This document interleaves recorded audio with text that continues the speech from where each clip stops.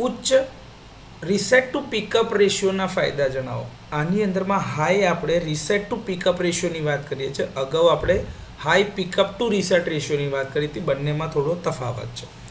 જો reset to pickup ratio વધારે સારો અથવા તો ઊંચો હોય તો નોર્મલ ઓપરેશન જે છે એનું ઝડપી પુનઃસ્થાપન થઈ શકે છે. મતલબ કે એની નોર્મલ પોઝિશન પર રીસેટિંગ જલ્દી થઈ શકે છે.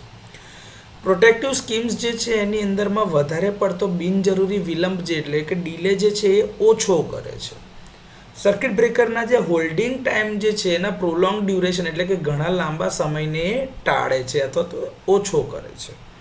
સિસ્ટમની રિલાયબિલિટી અને અવેલેબિલિટી એટલે કે વિશ્વસનીયતા અને ઉપલબ્ધતામાં સુધારો કરે છે એટલે કે ઇમ્પ્રૂવ કરે છે.